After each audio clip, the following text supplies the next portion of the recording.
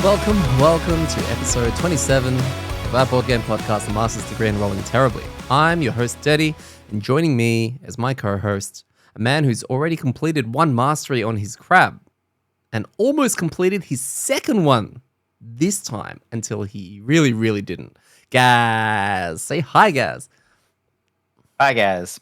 Yeah, well, that's, pretty close, except for I failed it on the first turn. So, What are you talking about? No, this time you didn't. This time, the first two turns, you didn't take any damage because they kept pulling -1s. And you were like, oh my God, I might get my mastery.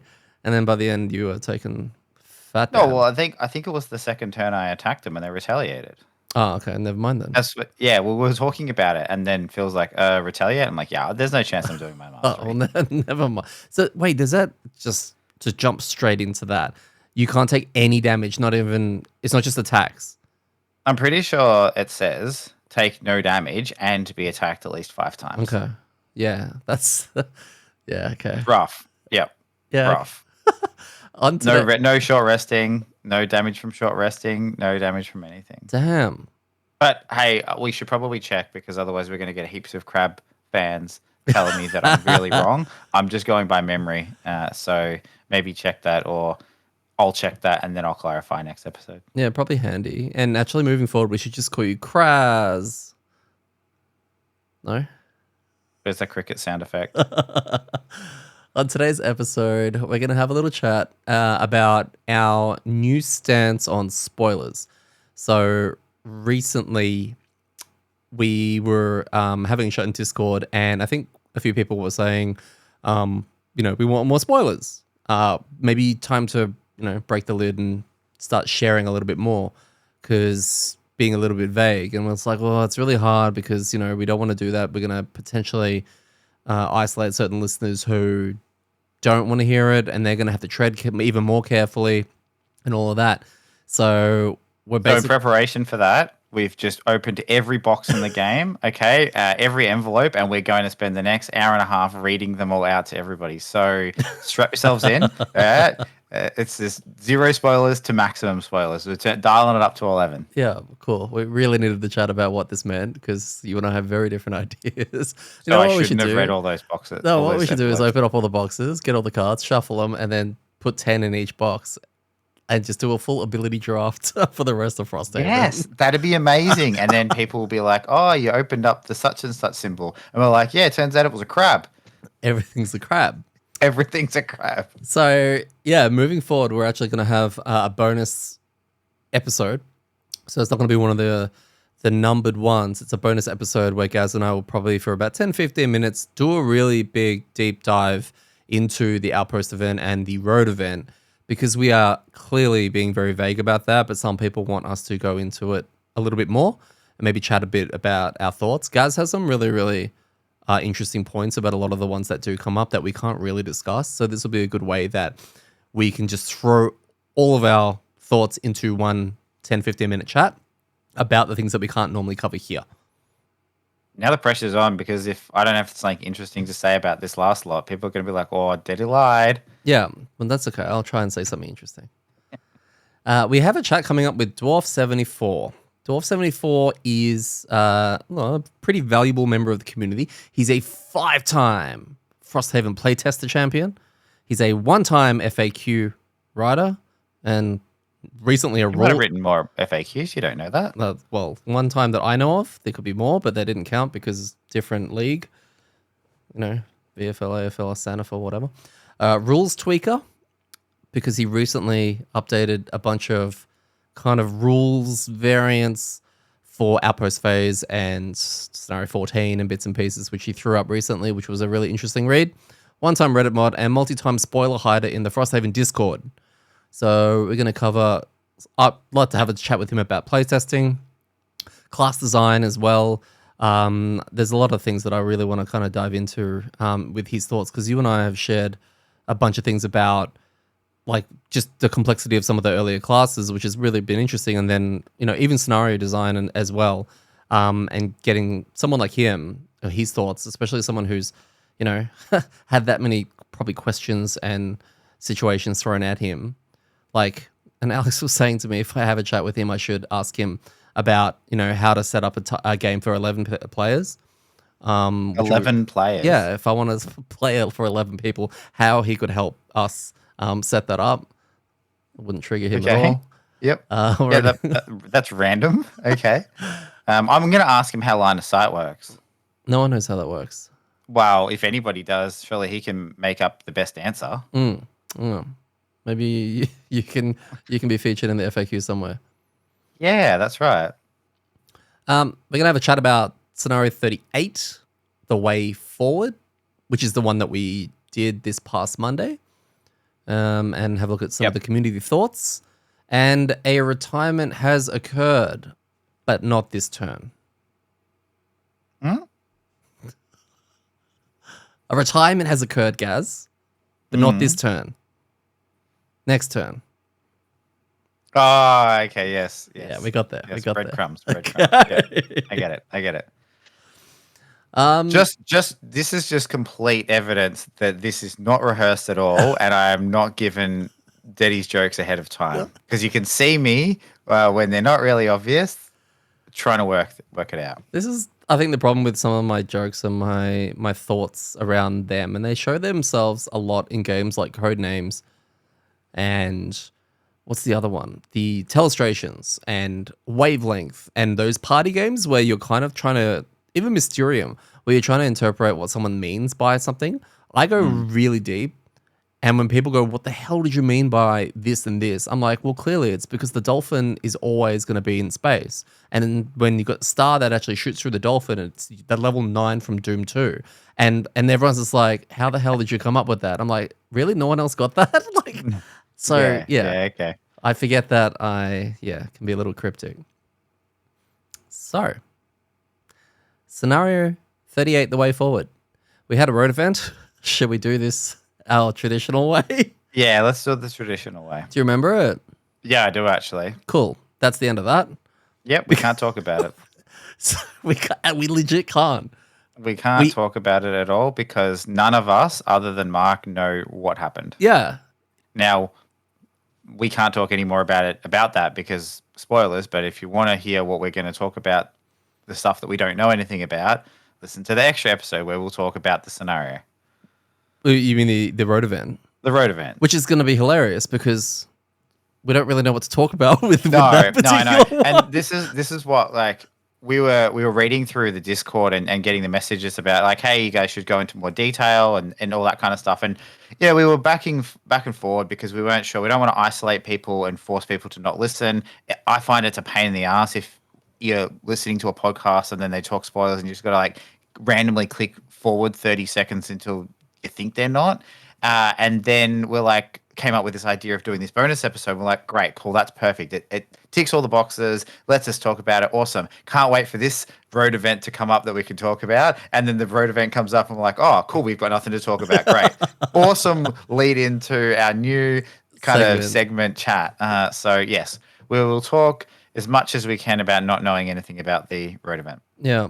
And it just means that like in the past I've done a road event and we actually talked about it and I had to sit there and put timestamps of when things were happening and when to fast forward. I don't ever want to do that again because it took me forever to work that out and to actually time everything a certain way and to put all the plans in place. So it'd just be easier just to record a nice, dirty, unedited discussion at the end between Gaz and I, and in the future, Mark when he's around. And then, we can have a chat about what the events were like because, see what we have to and say. it's tricky. Like, I listen to podcasts in the car. So if something comes up and I need to skip forward, like, I can't go. You might actually have an accident. Yeah, I crash my car so I don't hear the spoilers, right? And they'll say, why did you run into this shopping center?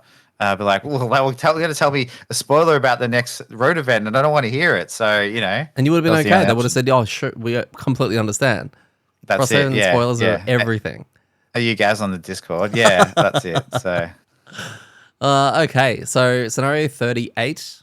The scenario goal for this was the scenario is complete, and this is scenario goal. Scenario goal. The scenario is complete when at least one emissary is adjacent to the glowing orb. At the end of that round, we read a thing, and there were special rules tied into this. Part 1: emissaries have 15 health. They move. They have an initiative of 99. They move 2 towards an altar, and if any of them die, we lose. That's kind of what we had to work with. And the map itself, big, open. I mean, do you remember why we're here? What brought us here? Yeah, so I wanted to talk about this because it makes no sense, right? So I know why we're here because we had to go back and read through the thing, and We actually did, we've got yeah. these emissaries who were at the secret meeting. The secret meeting got um, uh, ambushed and crashed, right? Secret party, and they were like, "Oh, the only way that we could possibly make everybody like each other is if we go to this secret altar in the middle of a forest." So that's where we go. But before we go to this super secret altar and we go save everybody, we'll just quickly duck back to Frosthaven if that's okay. Yeah. Like, there's a mechanic in the scenarios that forces you to go to the next scenario without going back. Yeah. It was not used in one that we had 2 emissaries that we were taking straight from the party to the forest. Riddle me that.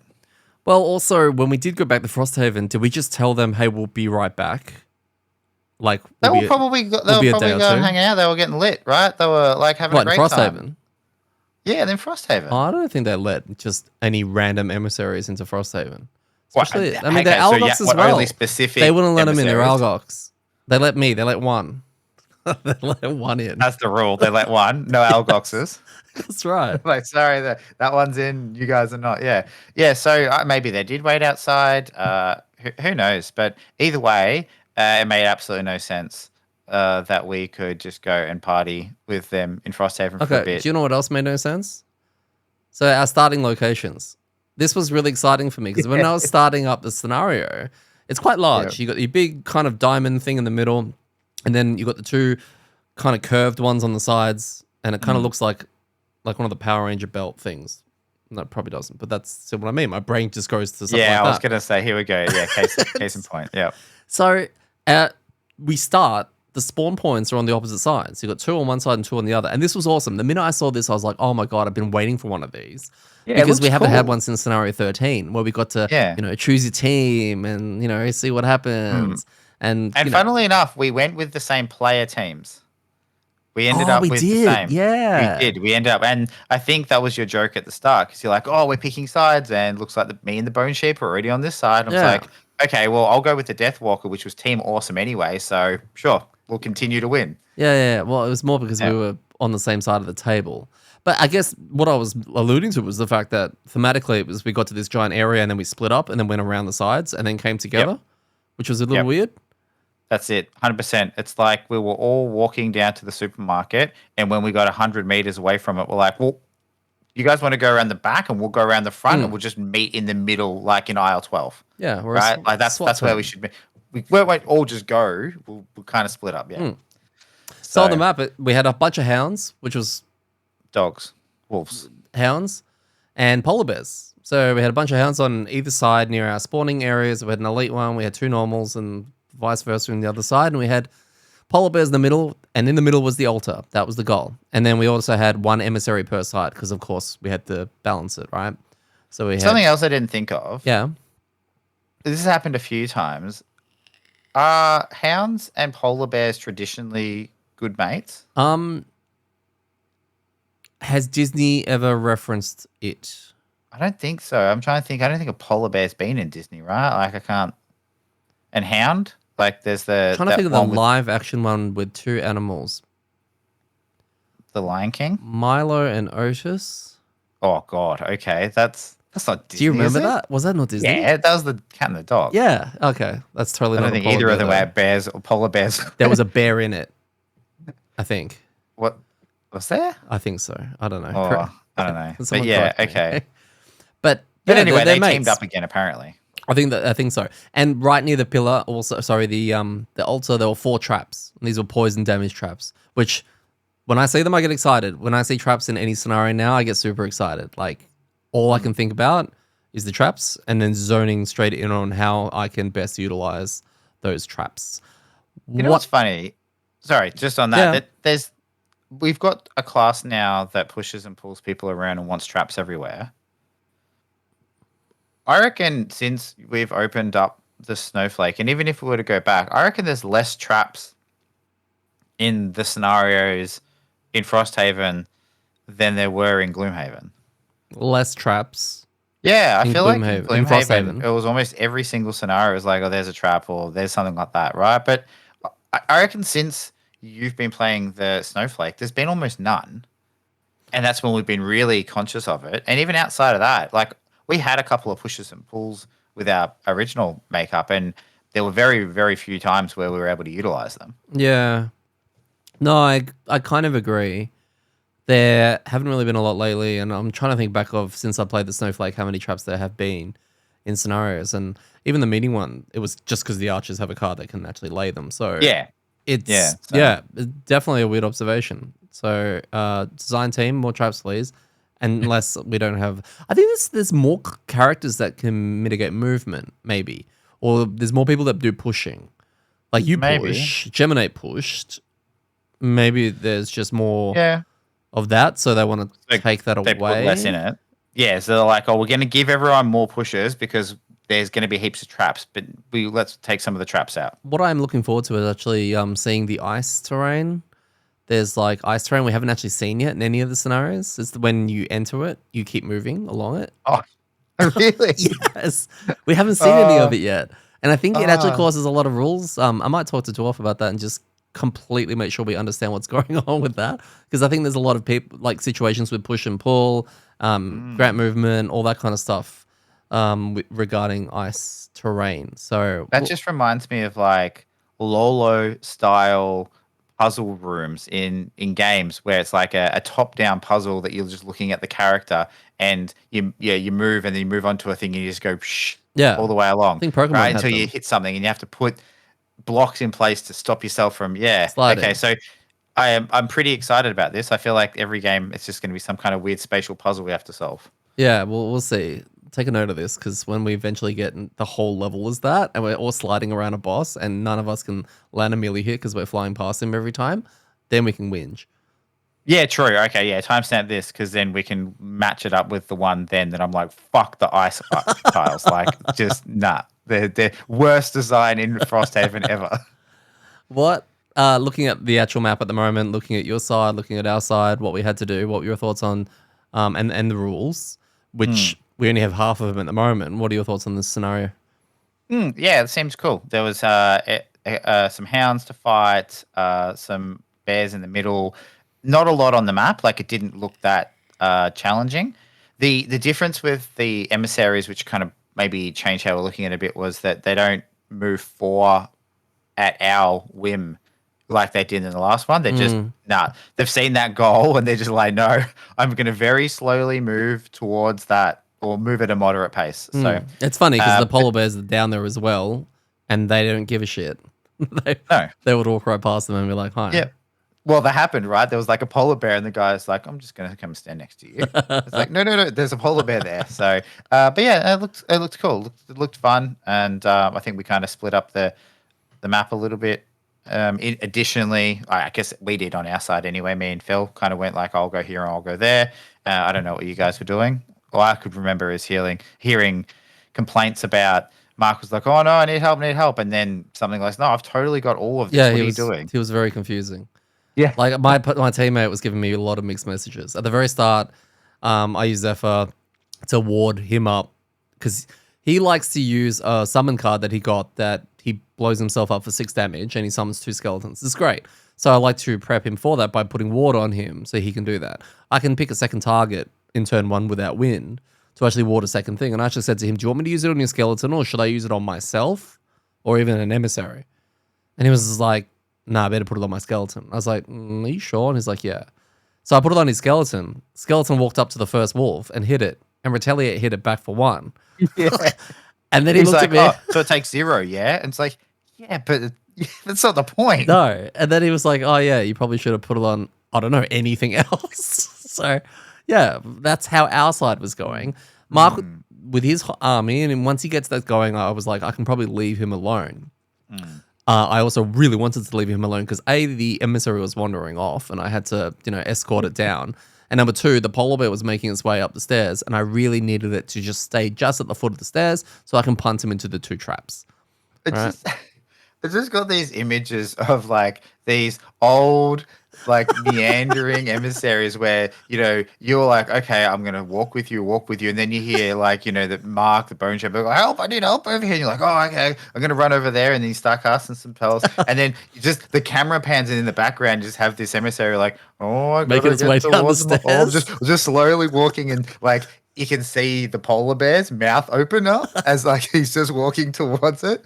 So yeah, it was. I just like that. And then I had to go back for the emissary. I was very wary of him wandering off. Yeah. And on your side, I could hear Phil saying something along the lines of, I'm not going to have his traditional do nothing turns. He went early and did something. He attacked something for a casual 8 and pulled a +1. And he one shot one of the wolves, Mm-hmm. which was like, oh, okay. Like, Phil's level 9, right? He's just going to do that. And then the minute that happened, Mark looked at his battle call and was like, oh, okay. Because I think, Mark, it kind of messed him up. Oh, did he have kill the first thing? I think so. Yeah, that one's still Okay. doing the rounds.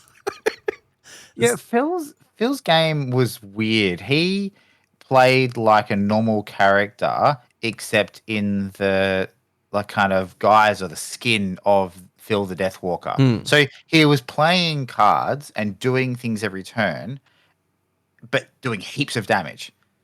It was really weird. I was like, why don't you do this every game? Right? Like, Yeah. why don't you just do this? Because this is working really well. So When he goes early, he's very effective. when he goes, what? When he goes early, like when he unleashes a little bit earlier than normal. Yeah, so I don't know. Maybe he just went a bit different because there wasn't a lot of things on the map. Or I guess one of the benefits is because we could see everything, so he could plan a little bit better. Yeah. Like if we go into a room and there's not much there, then yeah. Anyway, I don't know. It was just he did a great job. Like from turn one, he was doing really really well, doing heaps of damage. He burnt down like he was on the side with the elite hound, and then he jumped over and just murdered one of the bears and stuff like that. And just he played a great game. And you had about 4 turns of not being able to move. I'm pretty sure. Yeah, I think I had the first 3 turns I didn't move because I think I didn't move and then I got trapped and then I got like trapped as in blocked in and then I got immobilized and then then I ran off after that. No, it was good. And so I got to punt. So got to punt Polar Bear into the traps. Now this is great because obviously we want to remove the traps because it's right around this altar for some reason. And it deals with these really high health polar bears. So got to do a bit of a punt. They take 5 damage per trap. They're poisoned. And also now they're on the other side, which means that they're closer to the other side of the map. So they're going to start wandering around that way, which meant our emissary was all good. And yours was like, heading down towards this injured polar bear, which Phil had to then head down and deal with. So overall, it was, like you said, during the setup and the way it looked, fairly easy, like fairly clean. Well, yeah, there wasn't. I mean, there was what like 6 wolves on there and 2 polar bears. Yeah. So and then a whole bunch of letter tokens. So we obviously Part of the assumed setup. that we were going to get unlimited spawns at some point. Yeah. And I actually decided to experiment with the foxhound. So I was thinking about doing playing with the pet. So we got a pet that's a snow wolf or something that it's We are so bad with these 4-legged canine type animals. yeah. Look, I can't remember what it is. I just know it's white and it's mine. I'm pretty sure it's a snow fox because Yeah. I was making jokes about it being a wolfhound. Yeah. Yeah, Yeah. it's a snow fox. And it's got this cool thing where if it's being targeted, it acts as if it's got an initiative of 99 for monster targeting, which is really cool. And alongside Mark's skeletons when it's with him, provided there's no cleave in AoE, that's my biggest thing about pets. It's like I hate the idea of playing a lost card, persistent card that will die and I can't save it, right? From an AoE, a big hitting AoE. But against the dogs, I wasn't too worried, and it was gonna, as long as Mark had skeletons up, this would have been a good opportunity to use it. And it was fantastic because number one, I summoned it, I strengthened it, so it had advantage. It ran in, I commanded it to run in there. It was actually doing a fair bit of damage, getting a fair bit of work done, and I actually got to flip a bunch of modifiers, which I haven't really been able to do since playing the Snowflake. So it was a nice little change. So do you think that's kind of the answer to getting through your modifier deck a bit more? Because I know that you, in the last couple of scenarios, you've really struggled to, and as you get more perks, I assume you're going to get some good kind of cards in there to generate elements or heal or do that kind of stuff. Definitely. I think I can see it as an option. It's just finding a scenario that is going to be able to let you really take advantage of a pet. This is the problem with this scenario, was that you had the two upper areas that lead down to the middle area. You got the letters on there, so going into this, it felt a bit sandboxy. Where do I want to go? Where am I gonna position to have all this up? The minute you've got wolves and hounds spawning up the top, it's gonna run up there and do its own thing, and there's only so much I can pull it back before it's gonna run away again. If we're doing a traditional scenario where you got your corridors and all that, that'd be way better. But the fact that it's open, and I want to head down to escort this old person down to the altar, and it wants to run up and help Mark with the hounds. So that was the only part that I was a bit like, oh, I don't know if this is the best thing. There's no cleaving AoE here, but once it's up there, and if these letters equal spawning, it's going to get stuck up there and probably killed, because I won't be able to be up there with it to look after it, unfortunately. But yeah, we got to a stage where it was my first birds for the round, before the rest, and I forget that timing sometimes, especially with allies, meant that they went 4 spaces straight next to the altar, and we hit phase 2. So phase 2, we played a little bit of the Fortella, which was explaining it, and we recorded this. I got visually more and more excited the more I was hearing what was happening. So ultimately, these guys go into some kind of a spirit plane, and it involves setting up another tile next to the board. And the emissaries end up going into the spirit plane. They still have a physical presence on the board, which you represent with tokens. And then, well, they got tokens for both, but we have Arcadia Quest minis that I've been using for pretty much any NPC in the game, which is just giving it a bit of a look. And they're down in the nether plane or spirit plane. I think it's the spirit plane on the board. And this is where they're now in both places. They're heading towards a door, which is at the end of this corridor. At the end of this corridor, we also have light demons, which I'll go into in a little bit because it's the first time we've seen them. And characters who are adjacent to the altar can also travel to the spirit plane to join the emissaries. And it was at this point that I was just, the narration was like, one of the emissaries was saying, "Oh, you split your party. You're gonna have some of us have to come down and help us with this. Others have to stay up top." Right. Oh, and also each round we're going to have hounds spawning at those existing letters that we saw at the first bit on both sides, and polar bears. So it's going to be alternating between the different groups. And from what I can see, we have to split the party. And I got so excited when I realized that was what was happening. Just, it is so different. It reminded me of a World of Warcraft raid we did recently with Shadowlands, with Kel'Thuzad. It was just like, you have to split the raid, and half the raid go into this, underground bit, and have to do a whole bunch of mechanics down there where the rest of the group is protecting them and fighting a whole bunch of stuff. It was like that. And I just, even without going in there, I got excited. And then we had to, sit there and decide how exactly we were going to split the group. And that actually was an interesting conversation, right?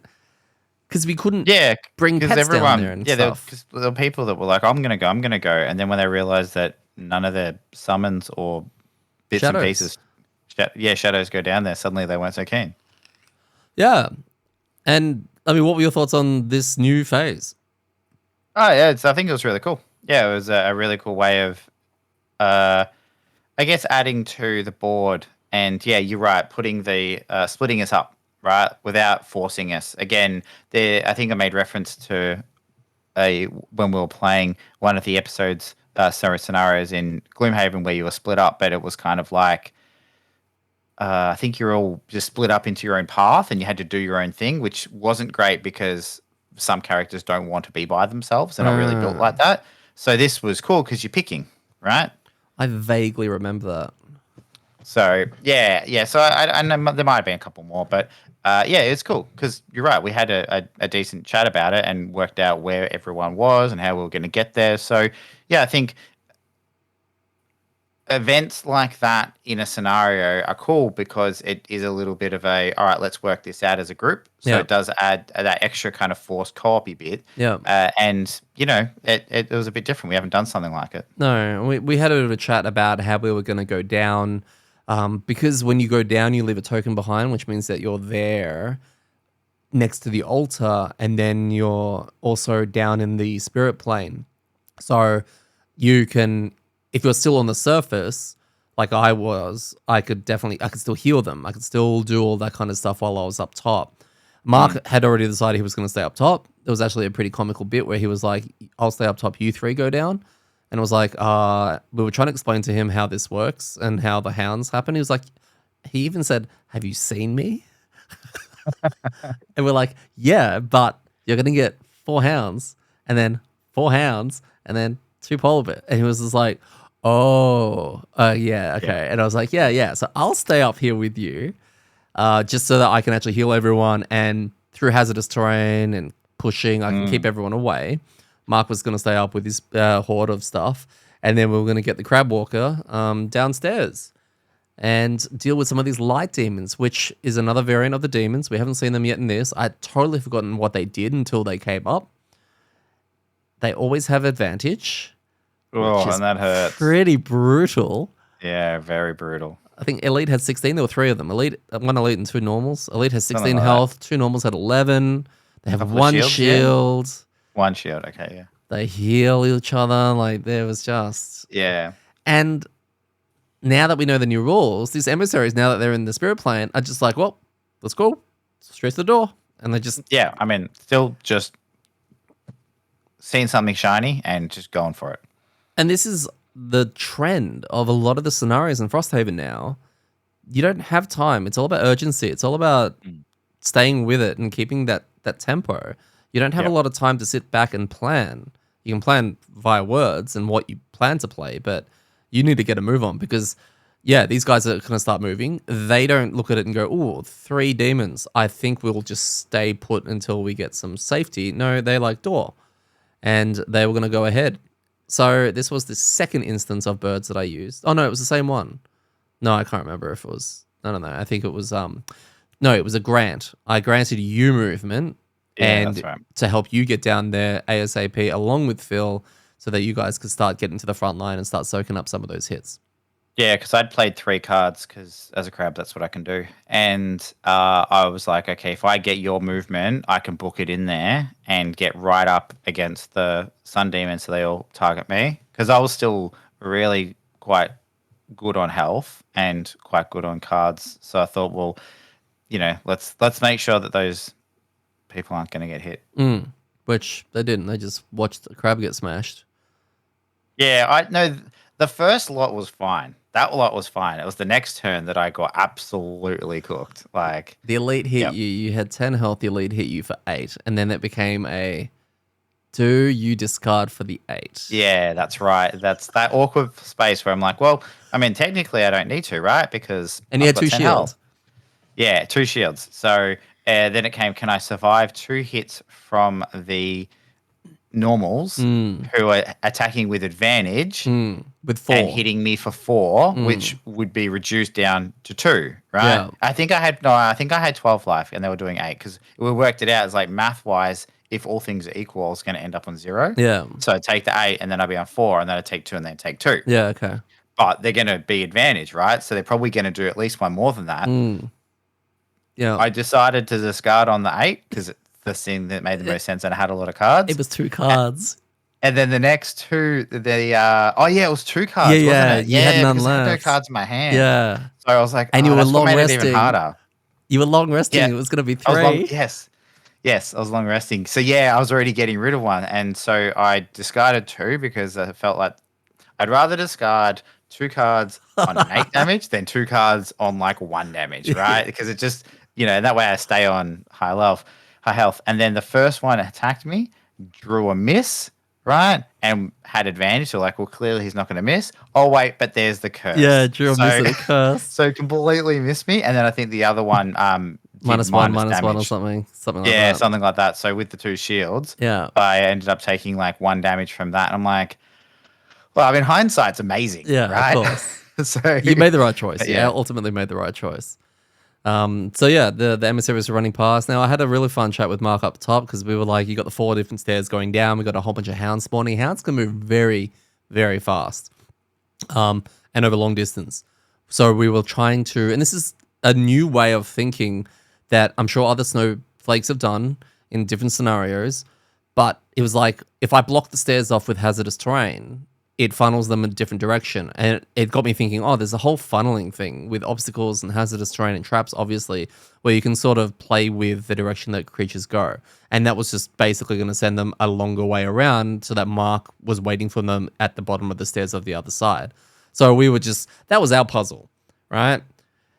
But I have to say, it wasn't really like needed in a way, because during that same time, the hounds weren't even spawning fast enough and coming down fast enough to really impact what was happening up top.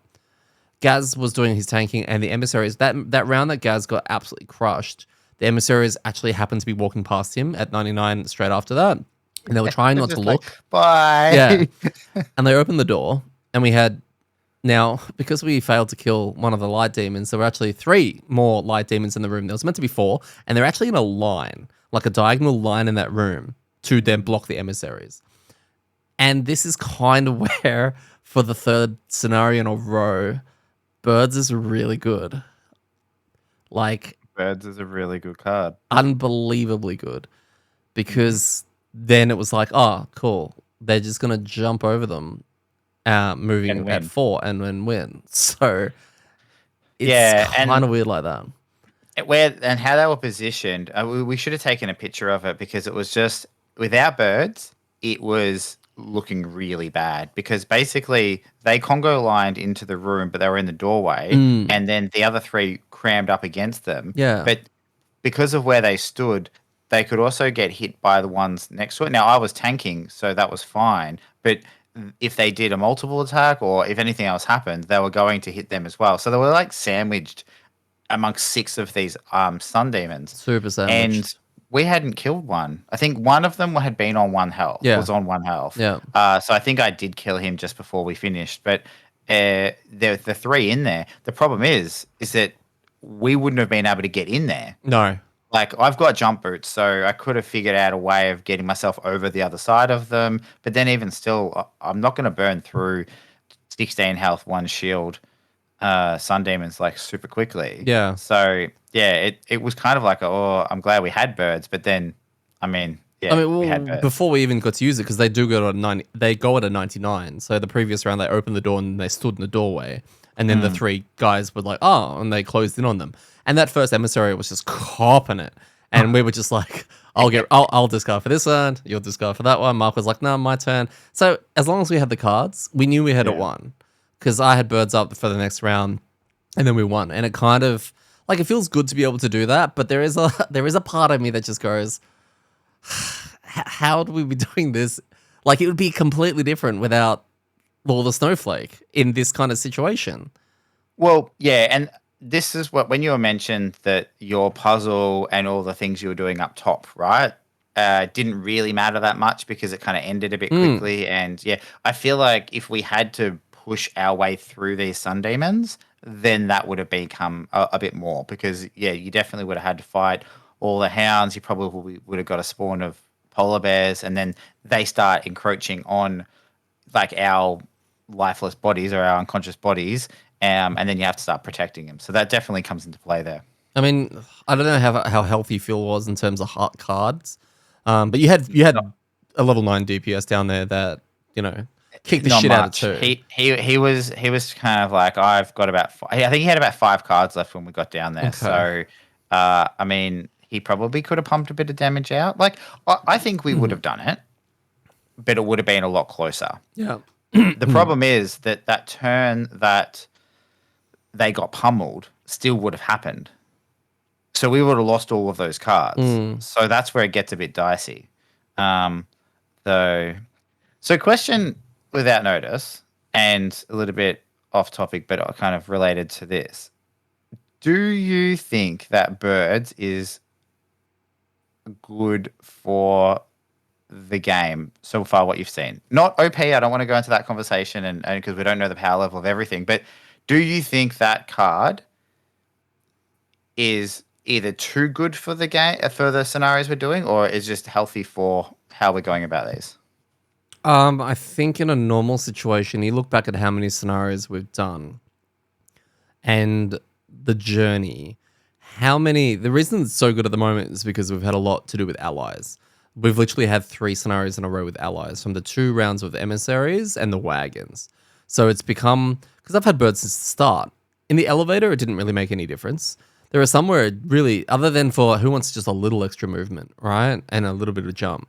There are some scenarios that it definitely would make things a little bit easier. I think it's just looking a little bit more under the microscope right now because obviously it's fresh and we've got the 3 most recent instances where it was quite game changing.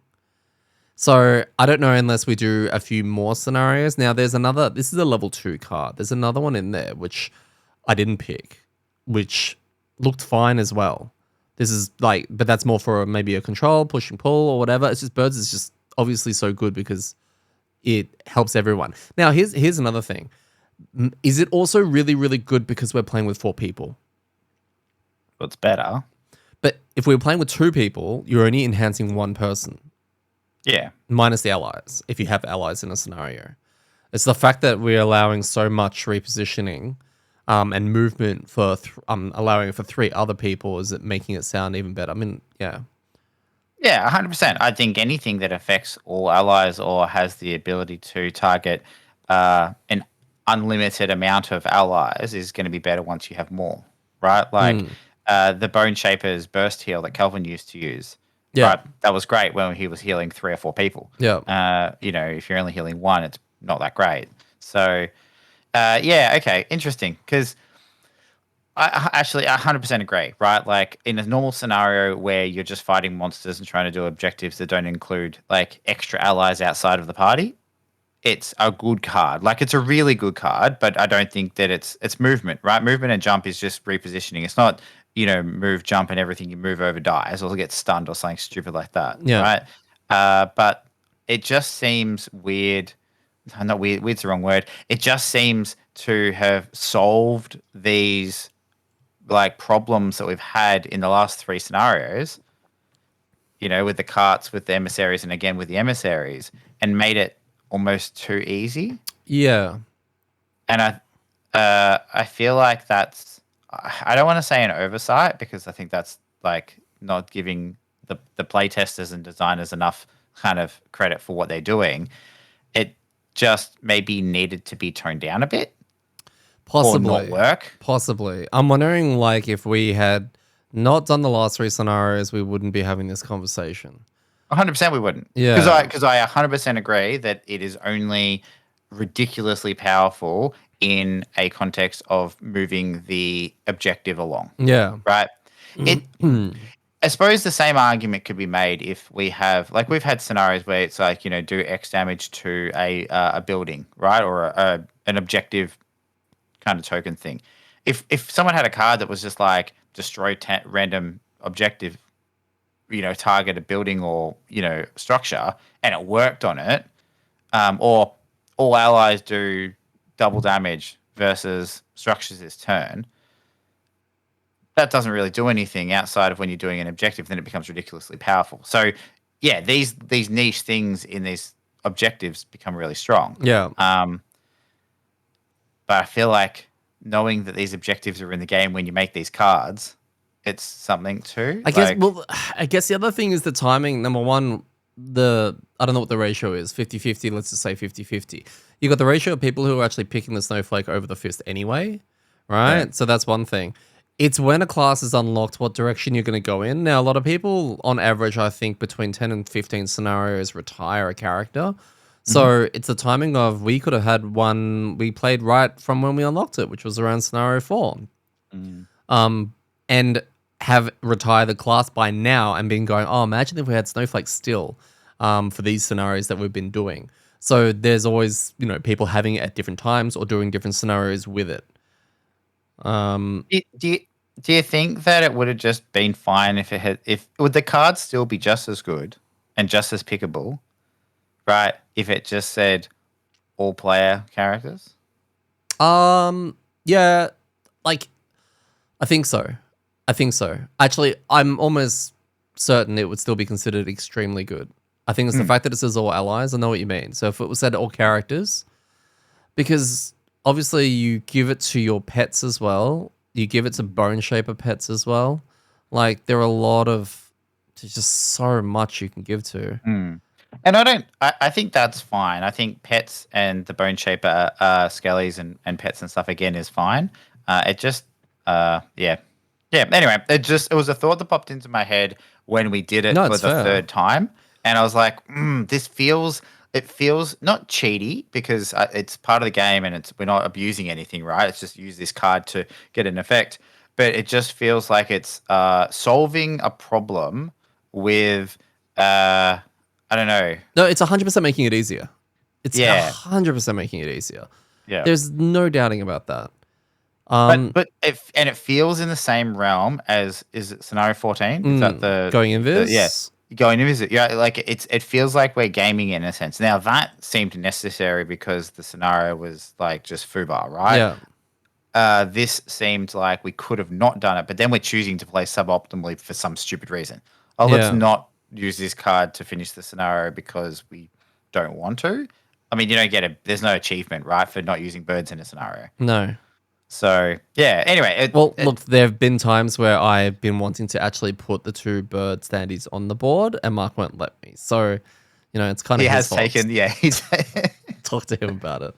I've yeah. been banned from using them for birds, actual birds. So yeah, birds MVP. What were your birds aside? Thoughts on the scenario? Yeah, it's good fun. Do you think our little chat just then has pulled away the enjoyment for the scenario? Nah, not at all. Okay. Nah. It was fun up to that point, and it would have been an interesting slog to get through to try and do it because it was a tough situation that we got ourselves in. But no, not at all. I don't think that having birds detracted from the scenario. I think it was a cool idea. It was thematic. Oh my other God, than so the weird thematic. flavor things. But It's so thematic. I fucking love this scenario. Gloomhaven didn't have this because obviously we didn't have Fortella back then, and we didn't have. We read what seemed like a very short passage of what we were going into, and then you had rules. The thing about Gloomhaven is the rule book. When you were doing a scenario, you had everything. You had the full map layout. You had all the rules, even for mobs that weren't there yet. You had everything there. This just sucked you in piece by piece. And as I was setting it up and looking at it, read the scenario rules, got to listen to the foretell narration. I loved it. I've been loving the last few, and the way that the altar was working about getting it down, and the minute we went down there, like I was just like, this is phenomenal. Like I loved this one a lot. So, I would give it 7 turtles out of 6. 7. Yeah. Okay, all right. That's 7 turtles out of 5. So 6 out of 6. Yeah. Yep. Now, Ormi segment. Oh, Is this an Ormi scenario? This is a weird one for Ormi. You'd have to babysit him. Oh, 100%. Because if he didn't move fast enough, he'd end up just being like, "Oh, wolves, let's go get he'd be them on the wolves." ledge with a wolf. Yeah, and I don't think he'd be able to go into the Shadow Realm. He'd also be booking himself with the retaliation on the wolves. Yeah, true. Yeah, so below average, like between not a good one and an okay one. Yeah. Like I was struggling with my pet, like keeping it alive when it ran up, let alone Ormi, who's gonna run off and do his own thing. Like when my pet died, I didn't care, but I mean, it's Ormi, right? So Yeah. not a good. You definitely, you'd be babysitting him. You'd need to send someone with him. Like we're about to fail a scenario. Yeah, but Ormi, like I gotta protect Ormi. Fuck the scenario. Yeah, that's it. We're gonna lose. I'm like, yeah, but like Ormi, right? Like, yeah. The other thing, 2 players. So, do you want a rough idea how this kind of works with 2? You get slightly less wolves. All right. Remember, with a 2-player scenario, you still have to split the party to go downstairs. Oh God. Yeah. So one person's still staying up top, one person's down bottom. All right. You get less spawns. All right, from the top. So less hounds. I think you get alternating and maybe one or something that's happening. But the one downstairs, you still have the 2 emissaries, right? I think. Downstairs. Now, you only have 1 light demon at the end. I think it's still elite. In the last room? No, in the hallway before the last room. Okay, yeah, yep. And then you have 2 Okay. in the last room, So a right? lot less chance of them getting blocked. So you And, might be able to. and you still get Oh, two, but you've only got one person. yeah, and you still have two normal polar bears that start next to the altar. Because there's been a lot of discussion, not about this in particular, but how much the game is balanced around parties of two. Is this controversial to say that I don't think that the game is playable at two? No, I think a lot of people are sharing that. They think that a lot of what the game has been designed around has been 3+. Yeah. I And I think, think a lot of the it, 2-player people are getting it kind of rough. yeah, 100%. 100%. I'm curious because I haven't done it. Was Gloomhaven fine for two people? Like two characters? I don't remember. I was having a Because, chat with Alex earlier about Gloomhaven, about 2.0, and my memories of Gloomhaven. I actually, when he was asking me questions about it, I can't remember so much of that game. So yeah, yeah, okay. Yeah, I'd be interested because I wonder if it's people. Okay, so I don't know how far into this you want to go, but my thoughts would be that if Gloomhaven was fine, it could be harder and some scenarios be a bit wonky because I know some that are just like, here's heaps of mobs, go, right? Which is tricky with two people. But if Gloomhaven was fine to play with just two people and two characters, right? And then Frosthaven is not at all, that's not right. no, Because you've set people up for like the wrong expectations. And you kind of, if that's the case, you need to put that on the box, right? You need to say, hey, this plays two up, but really it's for four people. I think it's still doable at two. There's people out there that's still playing as 2-people parties. I just think it's harder, because there are people that have completed it. Right? I watched there's a YouTube channel called Shelfside, and they did a review on Gloomhaven. Oh, sorry, Frosthaven. They did one on Gloomhaven as well, but Frosthaven, and it was widely received as a really good review. And I went, I was checking YouTube and seeing all sorts of stuff, and it was there, and it was an hour and a half, and I'm like, for a review, okay, Wow. I'm not gonna. And I ended up watching it. So I had it I watching on my. love, it's like, oh, that's way too long. There's no way I'm going It's to watch way it. too So I long. It watched was it. on my other monitor, and I thought I'd listen to it. I ended up watching the whole thing. So I think the guy who was doing the reviews, name's Daniel. This review was phenomenal. It was really good. They played the whole thing, so it's like they played the whole game. They finished it and then did a review instead of here's Oh, the first. wow. That's really Totally different. different. Yeah. Yeah, that's really cool. And he said a lot of things that I just nodded and was like, yeah, I can totally see that. From class complexity to the decision making to what they've taken out of Gloomhaven to what made. If you get a chance to watch this video, go watch it. It's an hour and a half, but it's really worth it. You can break it up, whatever. But it was that where he was like, this is one of those examples of people who are playing as 2 people and have finished it and rated it like a 10 out of 10 and loved it as a strictly 2-player party. Okay. So I think, and I don't know if this is because you got people who are more gamery gamers Yeah. versus maybe a husband and wife who play casually for, they're in their evenings and they just want to enjoy it and have fun and are Yeah. struggling with the complexity.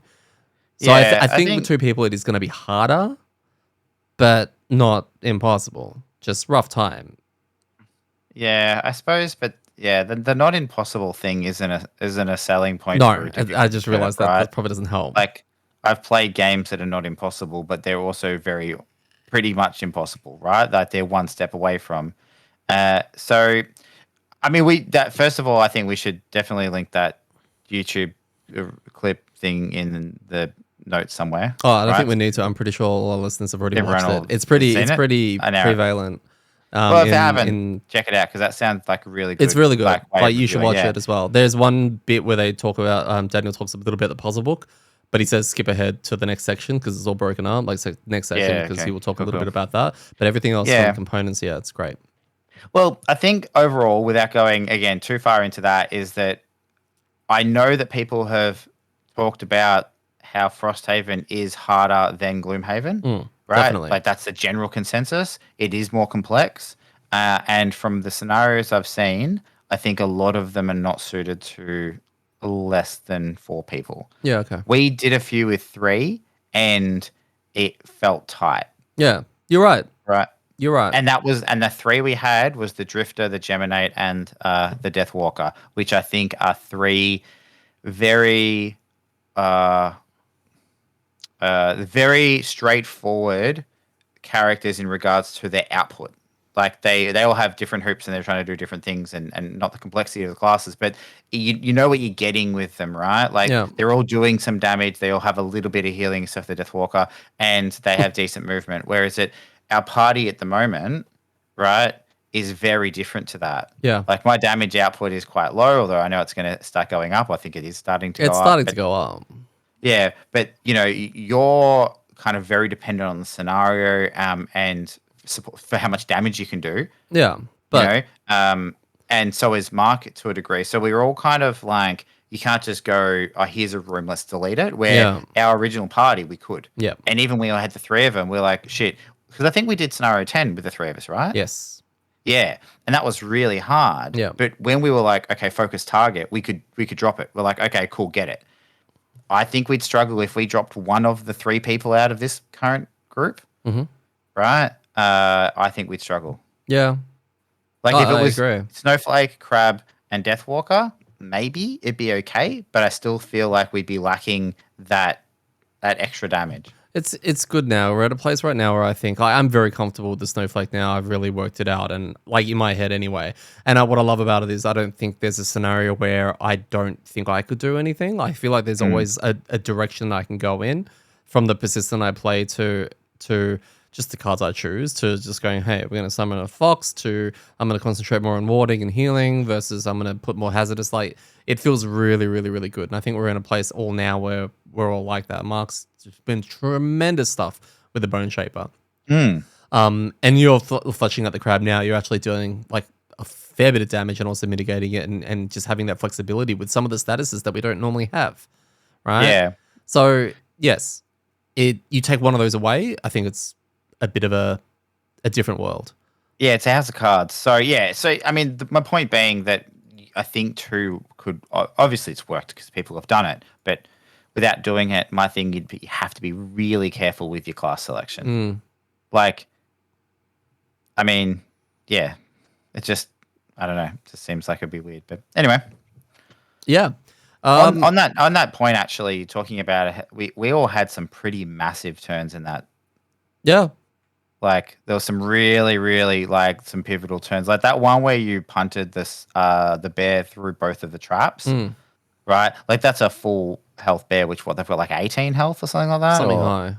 I can't remember. and you punted him, did damage, and put him down to like 2 and a poison on him or something like that. And I think in the same turn, Phil jumped over and just did a ridiculous amount of damage and disarmed the other bear. So there was like I feel like a turn where it was like, oh, there's heaps of stuff on the map that has lots of health, and then it just got deleted. Yeah. No, good, really good session it was. On Phil Misswatch, it's now been 3 weeks. Yeah. So 3 weeks since Phil pulled his miss, so he's building up that streak again, that momentum streak, which is really, really nice. Although he's going to have a new modified deck, so... Bad luck, Phil. You come down with the rest of us plebs. How exciting. We're going to see some red cards. Red modifier cards again, right? There's that yellow one with the line through it that means whatever you did, you don't get to do. Oh, speaking of which, it's been 3 weeks since Gaz didn't pull his miss. Did I pull my miss this time? I don't think so. No, I'm pretty sure you and Phil you've got your streaks happening right now. I don't think you've pulled a miss. I pulled it last week though. Did you?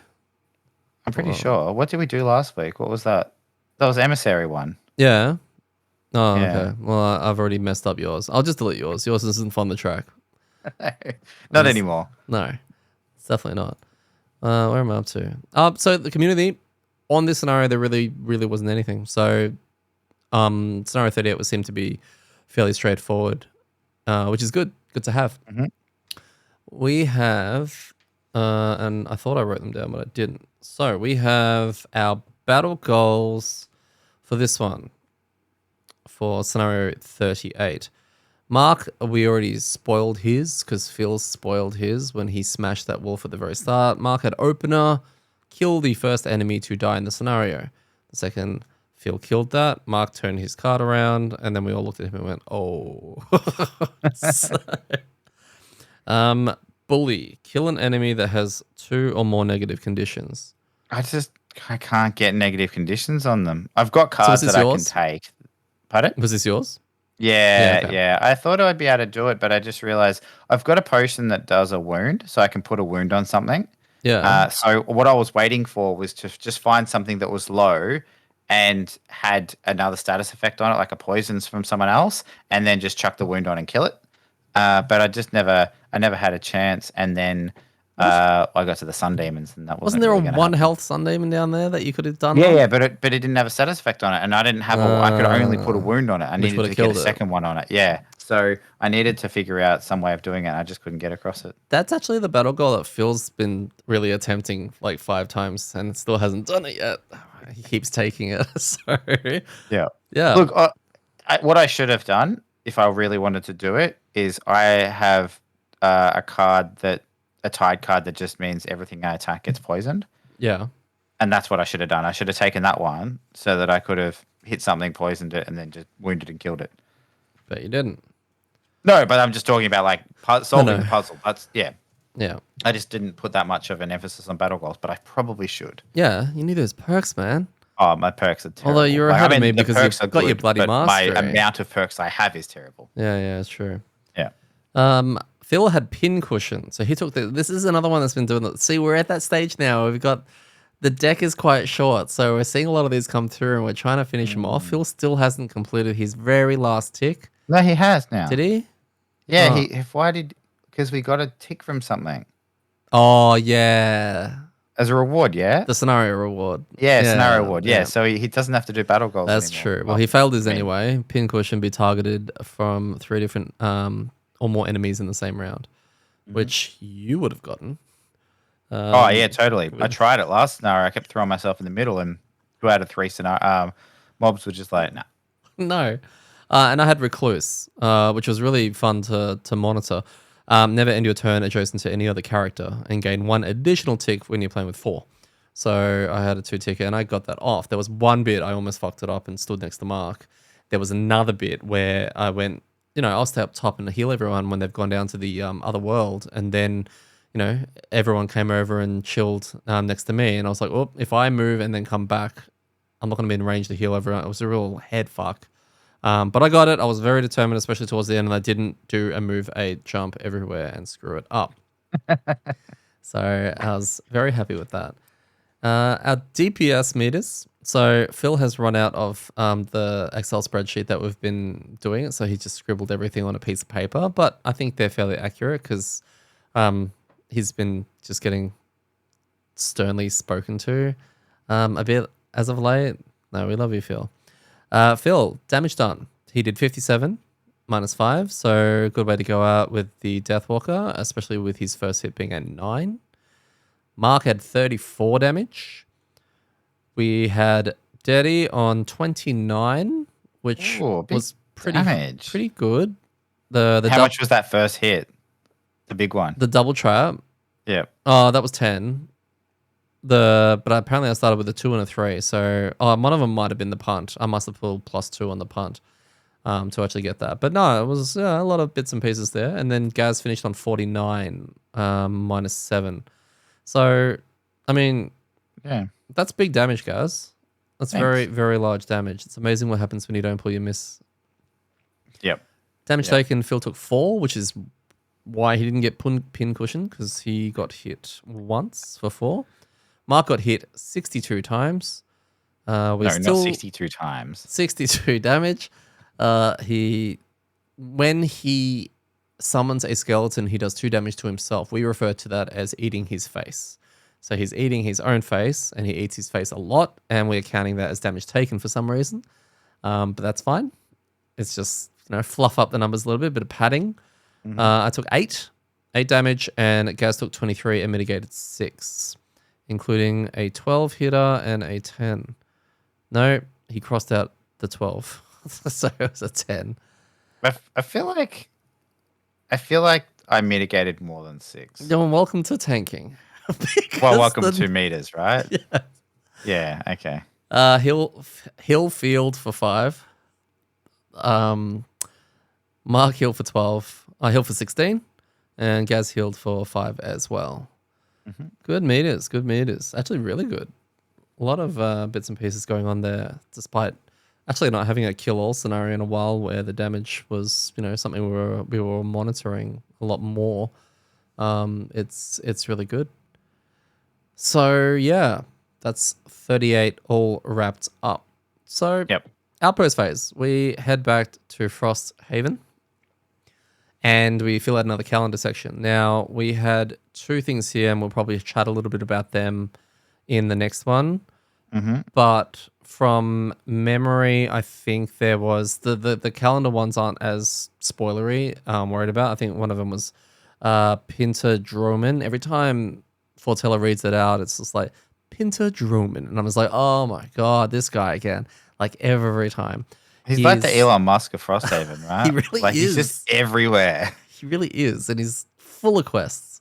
Yeah. He's the one that he's got the little exclamation mark above his head. You go up, right click on him, and then he's like, which one do you want? Yeah. Like, there's a list of them. So he's finished building our submarine thing. Yeah. Which is great because we get to advance the lurker quest chain. I'm very nervous about using it. A little bit. Yeah, definitely. We've because we've had a rough run with scenarios along that quest chain. They haven't been the most fun ones. No. I was going to say that the Radiant one was actually not too bad, but like you compare it to the other chains that we've been having with Algox and whatnot, it's definitely, and even Unfettered. The Lurker quest chain has been, I wouldn't say the worst in terms of I think they're all very interesting. It's been the most challenging or unfun from a admin point of view. I don't know. Yeah. Well, I also, to. from a selfish perspective, I want to get a few more levels and perks before we go back because there's a perk I can get. It's a 3-ticker. I need 3 ticks on it. And I have advantage anytime I'm standing in water. Oh, yeah, okay. No, that's completely fair. Yeah, so I want to try to get that because then when we go back underwater, I assume there'll be more water, and that way, between me placing water and there being water, I can kind of carve things up. We also got a visit from a Geminate. Oh yeah, you're doomed. Yeah, and unlike Drifter Boy, he gave us nothing. Nah, I was a bit disappointed with that. Well, I mean, okay, yes, disappointed. Interested to know how what we got from him plays out in the long run, right? Like, what did we get from him? We got a sticker. Oh no, we already had the sticker. That's the worst part. I know, but like in the scheme of things, like that's what that gives. All right, that retirement is always going to give that sticker, and I wonder how critical it is. Now it's annoying that we already had it because basically, I mean, we got nothing. Yeah. I'm very disappointed. Shovels, right? Not even a shovel. Yep. No, useless. Actually, several people have mentioned. Oh no, someone mentions to me that I think it was. No, I can't remember who. Iron One, yes. Yeah. His drifter came back and gave him a shovel, which is really, really nice, really cool. We have a 100% chance of getting shovels, which is really cool. Yeah. And Frank was saying his drifter came back but didn't get a shovel, but they already had unlocked the shovel from I think a random item blueprint or something like that. So he was already rocking around with shovels well before we were. Yeah, and he said that he used that and they dug through scenario 14 and didn't find it anywhere near as annoying. And it's like, whoa, okay, maybe we need to build this new shovel from the drifter and go back and hit scenario 14. Well, if there were more people in Frosthaven, he would have retired earlier, which meant we would have gotten the shovel earlier, which would have meant scenario 14 would have been all right. No one would have built the shovel. No. Then we had our outpost event, which I would love to talk about when we get to that. But that was a real interesting one. Then we built Then we had a retirement. Mm-hmm. So Phil finally decided he was going to retire. Cash it in and retire. Cash it in and retire. And then he was sitting there umming and ahhing over what to pick. And he finally locked in the Meteor. So the Meteor. We finally have a new character on Phil. We were looking at some of the cards, the early cards, and how it works. It looks very interesting. It looks like it's going to play very well with me, which is nice. I don't know how well it's going to work for Mark, but we'll Yeah, wait it and sounds see. annoying for everyone other than like you. Yeah. If Phil gets the perk, that means we don't take damage from his. It's not Yeah, as true. bad. True, yeah. But lately he's not very good at getting perks. And with the deck being as thin as it is, it's going to be interesting as how he's going to get it. How quickly you'll get it, yeah. And it's probably a 2-ticker, right? I think it's a 3-ticker. Oh yeah, that's tricky to get right at the start. So yeah, look, it'll be interesting. Yeah, I had a bit of a look. I'm interested to see how it plays with Phil. Now, I've only got one like can I haven't played Gloomhaven with Phil, so we've only seen him play the Deathwalker, and this seems a lot less pick a target and make it die. Mm, Right. So, I mean, we play games with Phil and he's super smart, right? Like, yes, not saying that's beyond him at all. Like, he's probably going to big brain it and find ways for it to work. But it's going to be, it seems like such a shift for him, it will be. and so that'll be fascinating to see. And it'll hopefully be fun for him because, I mean, Hopefully. you get bored of it eventually, right? Like, you kind of playing the same Get bored of cards and going critting through over and that. over again. Pardon? Get bored of critting over and over again and Oh, everything dies. Like, where's the yeah, challenge? yeah, true. But yeah, no, he died, and along with it came one of the envelopes which we had, which has unlocked the trading post for us, which we have now built, which is pretty That's cool. right. So finally, we can actually buy some of the items that we've been waiting for because we were waiting for a Yep. random event to show up with this guy so that we can buy some of the items. Hang on. Let's not just did we build the trading post, and by build, storyline, someone got like basically put into slavery to work at this. It's like some dodgy guy Zane? trying to like swindle people, and then the mayor or the captain of the town or whoever it is like, you go work in that store forever. It's like, Yeah. oh, okay. Oh, well, someone in the Discord was saying Zane, I don't know, I think he was a character from Gloomhaven. Oh, okay, that's cool. And apparently he's really loved. Oh, really? Yeah, so So Isaac was like, nah. yeah, I don't know. Because We'll I have to think it wait and was see. basically, she said to him, okay, you can either work in there forever or you can leave Frosthaven and never come back. And it's like, oh, okay, that's a bit of a decision. Yeah. Well, he didn't want to do that. No, he didn't. All right. Well, if you anything else you want to say? Nah, I don't think so. I think anything else we're going to say, we'll probably say in a super squirrel secret Yeah, we're about to. spoiler episode. Yeah, which would be really exciting. Can't wait. Let's get raw. So, we're going to wrap it up there. If you'd like to contact us, you can email us at contact@rollingterribly.com. We can be found on Instagram at am_dirt. And now with Threads, which is like the new Twitter or something like that, which is really great because, What? like, yeah, Threads. Is there a new Twitter? Kind of, yeah. I think Elon's gone all like nuts with Twitter. So, like, it's Facebook's Twitter, which is like Oh, through really? it's through your Instagram. So because we've already got our Instagram, I've just gone. It was a button, and I was like Threads, and I was like, oh, cool, and I can write stuff there, like tweet it, and it's cool. The world does not need more social media. Like, Well, this is I agree, ridiculous. but it's literally built into the Instagram app almost. So it's kind of like it's right there. So I was Okay. just like, it just means I can type because Instagram is very messagey and filmy and recording. And sometimes I just want to say something. And I You just can't. want to be toxic in under 144 characters. Yeah, well, my first post was giving you a bit of crap. So, Awesome, thanks. That's on brand for you. yeah, well, they know, By the way, people, if then you they know feel it's like us. if you feel like Detty is a bit harsh, let him know. No one said 'Cause anything yet. Everyone's fine with it. They just know it's our thing. I'm pretty sure someone did email or contact us They through just and said say Gaz doesn't suck. That's it. That's Yeah, fine. That's one I think opinion. that's direct like feedback to you. One in opinion. 100% of opinions have been that. And anyway, we also have a Twitter, speaking of, at amDirt and youtube.com/@amDirt to see the outtakes and anything else that I feel like throwing up there. I'm still playing around with video editing. Would love to be able to get into more of that. I have been your host, Detty. Thank you very much for listening. I'm joined again by Gaz. And remember, when it comes to rolling terribly, it's all in the wrist.